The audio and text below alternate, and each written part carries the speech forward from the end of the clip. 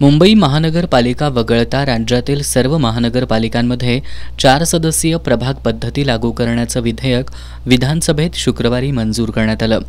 गुरुवारच्या मंत्रिमंडळाच्या बैठकीत याबाबतचा निर्णय घेण्यात आला होता। त्यानंतर हे विधेयक शुक्रवारी विधानसभेत मंजूर करण्यात आलं।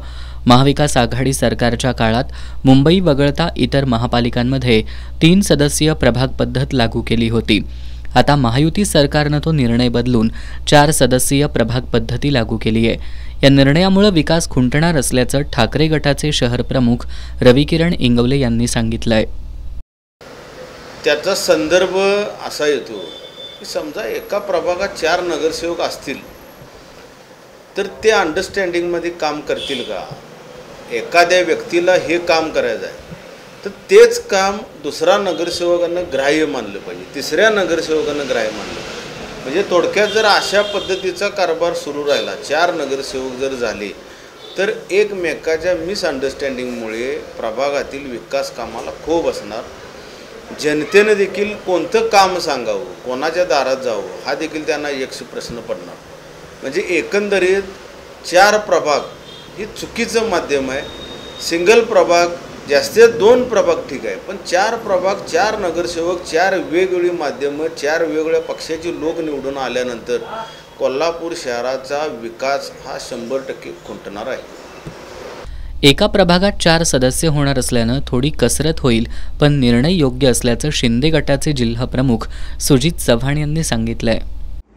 स्थानिक स्वराज्य संस्थेच्या ज्या इलेक्शन आहेत त्या इलेक्शनच्या बाबतीत 4 प्रभाग निहाय असा जो निर्णय घेतलेला आहे तो पूर्ण विचारधाने घेतला असेल। परंतु पूर्वी 1 प्रभाग निहाय इलेक्शन व्हायची, पण तो सर्वसामान्य कार्यकर्ता लढायचा। पण आता ज्या पद्धतीनं 4 प्रभाग निहाय जर बघितलं गेलं तर त्याची मताची संख्या 25,000च्या आसपास जाते। पण या सर्वसामान्य कार्यकर्त्याला हे इलेक्शन लढवणं एकदम अवघडीचं होणार आहे। परंतु शासनाने जो निर्णय घेतला असेल, पूर्ण विचाराने घेतला असेल, या विचाराचं माझ्यासारख्या कार्यकर्त्याला आणि माझ्यासारख्या पदाधिकाऱ्याला स्वागतनिहायच असेल। कारण जो उमेदवार देणार आहे तो पक्ष विचार करूनच देणार आहे, अशा पद्धतीचा हा निर्णय आहे।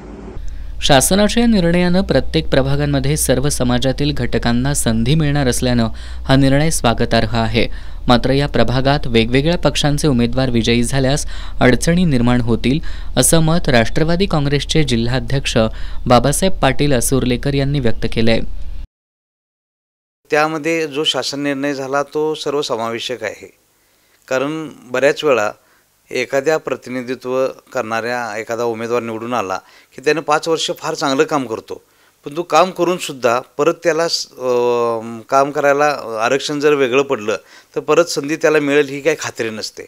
परंतु यामध्ये काय झालं, प्रत्येक घटकाला यामध्ये सर्वसमावेशक संधी मिळणार आहे। म्हणजे त्यामध्ये ओबीसी असणार आहे, सामाजिक न्याय मागासवर्गीय असणार आहे, ओपन असणार आहे, महिला असणार आहे। त्यामुळं जरी 5 वर्ष चांगलं काम केलं तर पुढं भविष्यामध्ये आपल्याला संधी मिळेल या दृष्टीनं आपल्या वार्डामध्ये फार चांगलं काम प्रत्येक नगरसेवकाला त्या ठिकाणी काम करायला संधी मिळेल।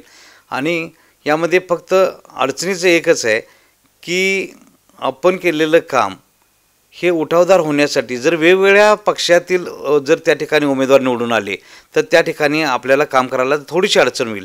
परंतु शासनानं निर्णय घेतलेला फार चांगला निर्णय आहे। काँग्रेसचे शहर प्रमुख सचिन चव्हाण यांनी शासनाचा हा निर्णय चुकीचा असल्याचं सांगितलंय। एकंदरीत शासनाच्या या निर्णयामुळे कोल्हापूरच्या राजकीय वर्तुळात कहीं खुशी कहीं गम अशी परिस्थिती आहे।